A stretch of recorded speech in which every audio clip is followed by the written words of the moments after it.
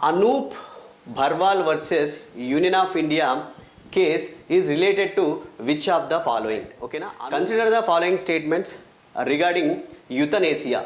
Okay na? Euthanasia. అసలు euthanasia అంటే ఏంటండి? Hello all competitive aspirants and respected ladies and gentlemen. This is a part 2 video relating to current polity MCQs. Guys, already part 1 video undi andi. If you haven't watched part 1 video, go and watch part 1 video, then come to this video. Okay na? So akkada manam 7 questions ni discuss chesnamandi. Ikkada 8th question నుంచి discuss చేయబోతున్నాం. ఓకేనా? Here directly without any delay directly మనం ఈ యొక్క 8th question గురించి మాట్లాడదామండి. చూడండి, క్వశ్చన్ని చాలా క్లారిటీగా చదివే ప్రయత్నం చేద్దాం with reference to the fact check unit. ఏంటంటే ఫ్యాక్ట్ చెక్ యూనిట్, దీనికి సంబంధించి మనకు కొన్ని స్టేట్మెంట్స్ ఇచ్చిండండి కింద, వాటిని పరిగణించండి అంటుండు. చలో మరి పరిగణిద్దాం. స్టేట్మెంట్ 1 ఏం చెప్తుంది? This was established under the press information bureau PIB. So దీనిని ప్రెస్ ఇన్ఫర్మేషన్ బ్యూరో కింద ఈ యొక్క ఫ్యాక్ట్ చెక్ యూనిట్ అనేది ఏర్పాటు చేయబడింది అంటుండు. అట్లనే ఇది 2019 నుంచి ఆపరేషన్స్ని స్టార్ట్ చేసింది అంటుండు. సో స్టార్టెడ్ ఇట్స్ ఆపరేషన్ 2019 అంటుండు. రైట్ అండి. సో ఈ యొక్క ఫ్యాక్ట్ చెక్ యూనిట్ ఏదైతే ఉందో ఇది ministry of electronics and information టెక్నాలజీకి కింద దీన్ని నోటిఫై చేయడం జరిగింది అండి. సో దాని కింద దీన్ని ఎస్టాబ్లిష్ చేసిరు పిఐబి, అండర్ పిఐబి క్రింద. ఓకేనా? సో అట్లా ఇది 2019 నుంచి ఆపరేషన్ చేస్తుంది, అంటే పనిచేస్తుంది. కాబట్టి statement 1 is correct. And it was constituted to flag fake, అంటే not genuine. Flag fake means వాటి ఇక్కడ నాట్ జెన్యున్ కాదు అనమాట. ఓకే, అట్లనే ఏంటి ఇంకా false or misleading online content related to the government. అంటే related online content, underline the word online. ఎందుకంటే నెక్స్ట్ క్వశ్చన్లో మనకి ఇంకోటి ఉంటుంది, అప్పుడు మనకి నేను ఆన్లైన్ అని ఎందుకు ఇక్కడ స్పెసిఫిక్గా అండర్లైన్ చేయమన్నానో మీకు అర్థమవుతుంది. Online content related to the government, అంటే గవర్నమెంట్కి సంబంధించిన ఆన్లైన్ కంటెంట్ ఏదైతే ఉంటుందో దాన్ని ఫాల్స్ అంటే తప్పుడుగా చేసినా, లేదా మిస్లీడింగ్ అంటే ఏంటంటే తప్పుడు దూరంలో దానికి సంబంధించి ప్రచారం చేసినా సరే, ఆ యొక్క not genuine content, fake content ఏదైతే ఉందో సో దానిని కట్టేల్ చేయడానికి దీన్ని ఎస్టాబ్లిష్ చేయడం జరిగింది అండి. కాబట్టి so this is also right statement. కాబట్టి 1 and 2 both are the right statements. Then answer is what? C. Okay, C is the right answer. చలో guys, C is the right answer. And next question number 9. Question number 9. Okay, so before diving to the question number 9, dear friends, so based on Lakshmikant book అండి. So Lakshmikanth బుక్ని మీరు complete చేయాలి అనుకుంటే within 100 hours. ఓకేనా? Within 100 hours మీరు లక్ష్మీకాంత్ బుక్ని complete చేయాలి అనుకుంటే సో మన కోర్స్ ఉందండి, Indian polity course by me and by Srikanth Pagilla. నేను ఇండియన్ పాలిటీ కోర్స్ని లక్ష్మీకాంత్ ఎక్స్క్లూజివ్లీ లక్ష్మీకాంత్ బుక్ని దృష్టిలో పెట్టుకొని మీకు నేను ప్రిపేర్ చేసి మన యొక్క యాప్లో క్లాసెస్ని పొందుపరచడం జరిగింది. బైలింగ్వల్లో క్లాసెస్ ఉంటాయండి. సో వెల్ డిజైనర్డ్ పీపీటీస్తో మీకు క్లాసెస్ అందించడం జరిగింది. ఒకసారి కంటెంట్ని చెక్ చేయండి. యాప్ లింక్ నేను డిస్క్రిప్షన్లో ఇస్తాను, చూడండి. సరేనా? ఓకే అండి. చలో next question number 9. So consider the following statements. Okay, చూద్దామండి మరి స్టేట్మెంట్స్ ఏమున్నాయో కింద. The CBI, central bureau of investigation, is a statutory body established through the Delhi special police establishment act 1946. So ఇక్కడ మనం స్టేట్మెంట్ని మనం జాగ్రత్తగా అబ్జర్వ్ చేసినట్లయితే సిబిఐ ఏదైతే ఉందో it is not a statutory body. ఓకేనా? ఇది స్టాచ్యుటరీ బాడీనా అండి? So it is not a statutory body. అది స్టాచ్యుటరీ బాడీ కాదు, అది చట్టబద్ధమైన సంస్థ కాదు. మరి ఎట్లా ఏర్పడింది అంటే CBI was established resolution of the ministry of home affairs, అంటే మినిస్ట్రీ ఆఫ్ అంటే హోం మంత్రిత్వ శాఖ యొక్క రిజల్యూషన్ ప్రకారము దీనిని ఏర్పాటు చేశారు. కాబట్టి it is not a statutory body, but it derives its power of enquiry. అది తన ఎంక్వైరీ చేసే అధికారం ఏదైతే ఉందో అది ఎక్కడి నుంచి పొందింది అంటే Delhi special police act establishment act 1946 అండి. అంటే దీని నుంచి పొందింది, కానీ అది ఆ యొక్క చట్టం ద్వారా ఏర్పాటు చేయబడలే. అది ఎట్లా ఏర్పాటు చేయబడింది?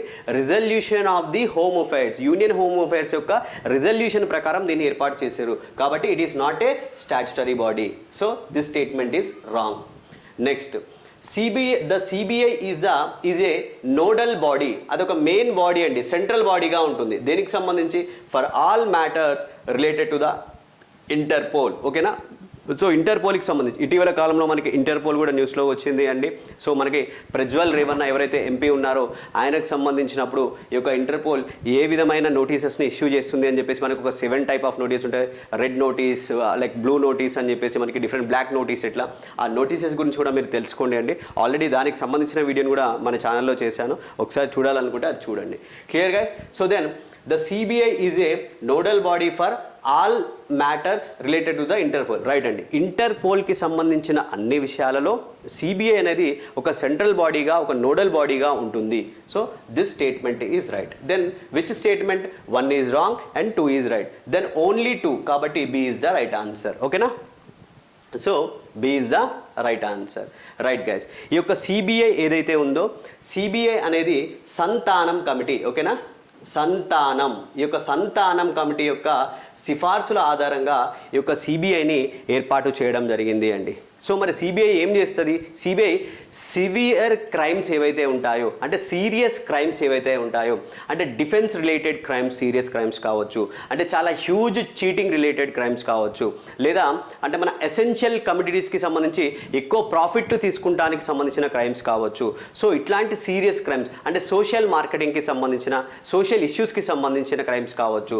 సో వీటన్నిటిని చాలా సీరియస్ అనేది, అక్కడ సీరియస్ క్రైమ్స్ ఏవైతే ఇన్వాల్వ్మెంట్ అయి ఉంటాయో అట్లాంటి క్రైమ్స్ని మనకి సిబిఐ అనేది ఇన్వెస్టిగేట్ చేయడం జరుగుతుంది అండి. ఓకేనా?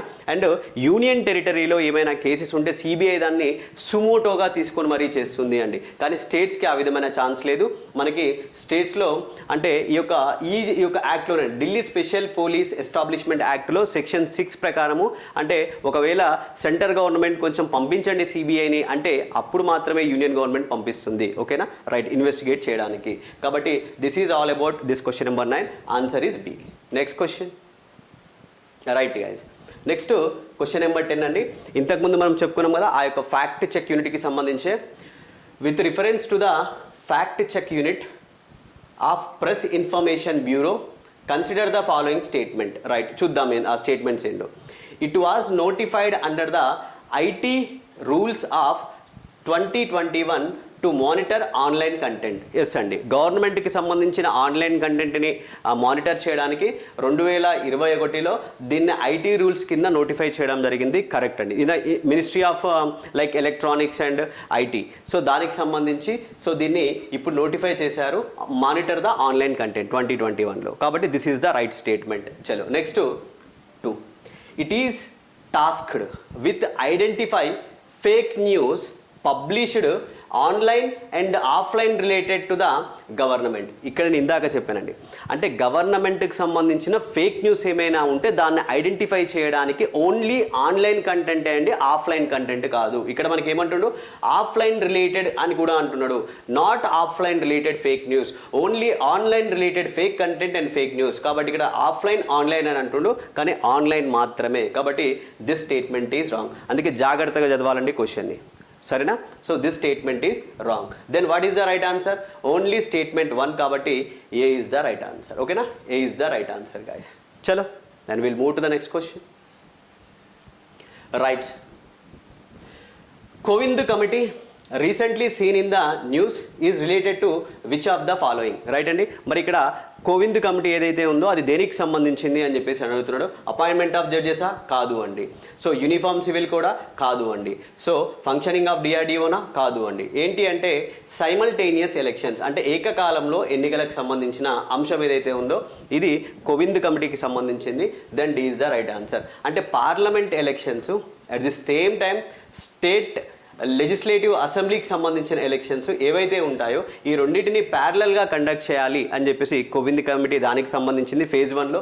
అండ్ నెక్స్ట్ వచ్చేసి మనకి మళ్ళీ పంచాయత్స్ అండ్ మున్సిపాలిటీకి సంబంధించిన ఎలక్షన్స్ ఏవైతే ఉంటాయో వాటిని వితిన్ 100 days లోపు సెకండ్ నెక్స్ట్ ఫేజ్గా కండక్ట్ చేయాలి 100 days లోపు అని చెప్పేసి ఈ యొక్క కమిటీ మనకి పేర్కొనడం జరిగింది. కాబట్టి this is related to option D అండి. కాబట్టి సైమల్టేనియస్ ఎలక్షన్స్ మనం జమిలీ ఎన్నికలు అంటాము అట్లా.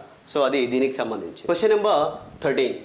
Right, with reference to the model code of conduct which of the following statement is are correct? So model code of కండక్ట్కి సంబంధించి ఈ క్రింద ఇచ్చిన స్టేట్మెంట్స్లో ఏది కరెక్ట్ అని అడుగుతున్నానండి. చూద్దాం. So it is a set of guidelines to regulate the campaigning of political parties, right అండి. So model code of conduct ఏదైతే ఉంటుందో అది ఒక సెట్ ఆఫ్ గైడ్ లైన్స్ దేనికండి, ఈ యొక్క క్యాంపెయినింగ్ ద పొలిటికల్ పార్టీస్. ఈ పొలిటికల్ పార్టీస్లో క్యాంపెయినింగ్ చేసే ఏదైతే ఉంటుందో దానికి సంబంధించిన ఒక set of regulate guidance to the regulate అండి. వాటిని రెగ్యులేట్ చేయడానికి ఇది ఒక గైడ్ లైన్స్గా పనిచేస్తుంది మోడల్ కోడ్ ఆఫ్ కండక్ట్ అనేది. కాబట్టి this statement is right. Then the model code of conduct is legally binding on political parties. So model code of conduct అనేది political parties పైన అంటే లీగల్గా బైండింగ్, వాళ్ళకి ఆ model code of conduct political parties కట్టుబడి ఉండాలి అని చెప్పేసి అంటున్నాడు. కానీ సో కట్టుబడి ఉండాల్సిన పని లేదండి. సో కాబట్టి the statement 2 is the wrong and statement 1 is right. Then what is the right answer? A only right అండి. సో ఏ ఒక్కటే కాబట్టి మనకి A is the right answer. ఓకేనా, ఏ అనేది మనకి కరెక్ట్ ఆన్సర్ అవుతుంది. Clear guys? రైట్. ఈ యొక్క మోడల్ కోడ్ ఆఫ్ కండక్ట్ని ఏ అంటే ఏ ఎన్నికల్లో మనకి మొదటిసారిగా ఇంట్రడ్యూస్ చేయడం జరిగిందంటే కేరళ రాష్ట్రానికి సంబంధించిన ఎన్నికలు ఏవైతే అసెంబ్లీ ఎన్నికలు ఏవైతే ఉన్నాయో అక్కడ మనకి ఇంట్రడ్యూస్ చేయడం జరిగిందండి ఈ యొక్క మోడల్ కోడ్ ఆఫ్ కండక్ట్ని. గుర్తుపెట్టుకోండి, ఇంపార్టెంట్. రైట్. అండ్ నెక్స్ట్ అండి, next Anoop Bharwal versus Union of India case is related to which of the following? ఓకేనా, Anoop Bharwal versus Union of India కేసు. ఈ కేసు దేనికి సంబంధించింది అని అడుగుతున్నాడు. మరి వన్ నేషన్ వన్ ఎలక్షనా? నో. ఎలక్ట్రల్ బాండ్ స్కీమా? నో. ఎలక్ట్రల్ బాండ్ స్కీమ్ సంబంధించిన కేసు ఏందో ఒకసారి మీరు కామెంట్ సెక్షన్లో చేయాలి. రైట్ అండి. అదేవిధంగా సరోగసీ రెగ్యులేషన్సా? కాదు. మరి దేనికి సంబంధించిందండి? అపాయింట్మెంట్ ఆఫ్ ఎలక్షన్ కమిషనర్కి సంబంధించింది అండి. అపాయింట్మెంట్ ఆఫ్ ఎలక్షన్ కమిషనర్కి సంబంధించింది ఈ యొక్క కేసు. కాబట్టి option D is the right answer.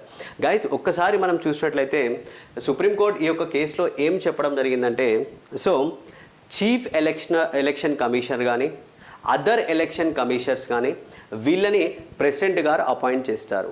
మరి president how to appoint those people, ఎలా వాళ్ళని అపాయింట్ చేస్తారంటే అంటే ఒక కమిటీ యొక్క సిఫార్సుల రికమెండేషన్ పైన చేస్తారు. మరి ఆ కమిటీలో ఎవరు ఉండాలి అంటే ఈ యొక్క కేసులో ఏం చెప్పిందంటే ప్రైమ్ మినిస్టర్ గారు ఉండాలి అని చెప్పింది. అదేవిధంగా so leader of the opposition అండి. So leader of the opposition ఆయన ఎవరైతే ఉన్నారో లీడర్ ఆఫ్ అపోజిషన్ ఆయన ఉండాలి అని చెప్పింది. అండ్ నెక్స్ట్ ఇంకెవరు ఏం చెప్పింది అండి, so leader of the single largest party in opposition. ఓకేనా, లీడర్ ఎవరైతే ఉన్నారో ఇంకా leader of the single largest party in opposition, so ఆయన ఈ కమిటీలో ఉండాలి. అదేవిధంగా chief justice of India CJI. So ఈయనతో పాటు అంటే prime minister and leader of opposition and leader of the single largest party in opposition and CJI. So వీళ్ళ నలుగురుతో ఉండే కమిటీ, ఆ కమిటీ ఇచ్చే రికమెండేషన్స్ పైన అప్పుడు చీఫ్ ఎలక్షన్ కమిషనర్ కానీ ఎలక్షన్ కమిషన్ కానీ అపాయింట్ చేయాలి ప్రెసిడెంట్ గారు అని చెప్పేసి ఈ యొక్క కేసులో చెప్పడం జరిగింది అండి. సో కాబట్టి that is the appointment of the election commissioner. Clear guys? So this is the 14th question. And next question number 15. Right. Consider the following statements regarding euthanasia. ఓకేనా, యుతనేసియా. అసలు యుతనేసియా అంటే ఏంటండి? To kill the person. For example if that person is very sick, if the person is very old, అంటే ఆయనకు ఒక అంటే next to say ఇంకా బతకడం ఎందుకు, so if he dice and he feels happy అన్న ఆ సిచ్యువేషన్లో అంటే ఆయన బాగా సిక్గా ఉన్నప్పుడు లేదా ఆయన బాగా ఓల్డ్లో ఉన్నప్పుడు ఆయనకు రిలీఫ్ ఇవ్వడానికి ఆయన డై అవ్వడం ఏదైతే ఉందో, చనిపోవడం ఏదైతే ఉందో దాన్ని యూజువల్గా మనం యుతనేసియా అంటాం. ఇందులో 2 రకాల ముచ్చట్లు ఉంటాయి. ఒకటి యాక్టివ్ యుతనేసియా. మరి ఈ యొక్క యాక్టివ్ యుతనేసియా అనేదాన్ని ఇక్కడ మనకి స్టేట్మెంట్ 1 ఏమి ఇచ్చింది అంటే refers to the death by not providing essential and necessary and ordinary care or food and water. అంటే ఏంటి యాక్టివ్ యుతనేసియా అంటే డెత్ అవుతుంది అక్కడ. అది యాక్టివ్ యుతనేసియా కావచ్చు, ప్యాసివ్ యుతనేసియా కావచ్చు, డెత్ కామన్. కాకపోతే డెత్ అనేది ఎట్లా అవుతుంది అనేది ముచ్చట ఇక్కడ. సో యాక్టివ్ యుతనేసియాలో ఏమంటున్నాడు ఇక్కడ, డెత్ అనేది ఎట్లుండాలంట, నాట్ ప్రొవైడింగ్ అంటే ఎసెన్షియల్గా ఉంటుందిగా మనకి ఫుడ్ వాటరు కావాల్సిన నెసెసిటీ ఐటమ్స్ ఏవైతే ఉంటాయో, నెసెసిటీ సిచ్యువేషన్స్ ఏవైతే ఉంటాయో వాటిని ప్రొవైడ్ చేయకుండా ఆయన డెత్ అయితే దాన్ని యాక్టివ్ యుతనేసియా అంటున్నాడు. అది కరెక్టా? ఇది కాదండి. ఓకేనా, రైట్. దెన్ స్టేట్మెంట్ 2 ఏంటి, ప్యాసివ్ యుతనేసియా. ప్యాసివ్ యుతనేసియా అంటే ఏంటి, reverse to the causing intentional death of a human being by direct intervention. అంటే డైరెక్ట్ ఇంటర్వెన్షన్ అయిపోయి ఇక ఆయన లైఫ్ ఒక మీనింగ్లెస్గా ఉంది, అంటే useless life, and meaningless existence ఇంకా ఆయన ఉండడం దేనికి అని చెప్పేసి డైరెక్ట్ ఇంటర్వెన్షన్తో ఆయన కిల్ చేయడం అనేది ఏదైతే ఉందో అది మనకి ప్యాసివ్ యూథనేసియా కిందకి అని ఇచ్చిండు. అయితే ఇక్కడ ఈ స్టేట్మెంట్ కూడా తప్పు. ఎందుకు అంటే యాక్టివ్ యూథనేసియా అంటే ఇదండి. యాక్టివ్ యూథనేసియా అంటే ఏంటి? Causing intentional death of the human being by direct invention. ఓకేనా? యాక్టివ్ యూథనేసియా అంటే ఇది. ప్యాసివ్ యూథనేసియా అంటే death not by providing essential necessary or ordinary care and food and water. So దీనికి కావాల్సింది ఇక్కడ పెట్టిండు, దీనికి కావాల్సింది ఇక్కడికి ఇచ్చిండు, అంటే రివర్స్లో ఇచ్చిండు. కాబట్టి this statement is wrong and this statement is wrong. ఓకేనా? ప్యాసివ్ యూథనేసియా అంటే ఏంటంటే నెసరీ ఐటమ్స్ని ప్రొవైడ్ చేయకుండా ఆయన చనిపోతే. యాక్టివ్ యూథనేసియా అంటే ఏంటండి? సో డైరెక్ట్ ఇంటర్వెన్షన్తో ఆయన కిల్ చేయబడితే. So this is the one, this is also wrong here, this is also wrong, then both are wrong. ఓకేనా? సో నైదర్ వన్ అంటే ఒకటి కాదు అండ్ రెండు కాదు. Option D is the right answer guys. ఓకేనా? Which of the given above statements is are correct అంటే ఒకటి కాదు రెండు కాదు, కాబట్టి రెండు స్టేట్మెంట్స్ కరెక్ట్ కాదు, మనకి D is the right answer. ఓకేనా? Hope you understood guys and this is the second video. Right guys, so these are all some important current polity MCQs questions guys. మీకు ఎగ్జామినేషన్ పాయింట్ ఆఫ్ వ్యూలో చాలా మీకు help అవుతుంది. సో ఇక్కడ Indian polity classes అండి based on the Lakshmikanth book. కావాలి అనుకుంటే డిస్క్రిప్షన్లో మన యాప్ని లింక్ని ప్రొవైడ్ చేస్తాను. సో వన్స్ లింక్ని క్లిక్ చేయండి, యాప్లోకి వెళ్ళండి, అక్కడ కంటెంట్ని మీరు క్లియర్గా చూడండి, నచ్చితే మన కంటెంట్ని ఫాలో అవ్వండి. ఓకేనా? థ్యాంక్ యూ అండి, థ్యాంక్ యూ సో మచ్. మళ్ళీ మరొక వీడియోలో మనం కలుద్దాం. Until then take care, bye, నమస్తే.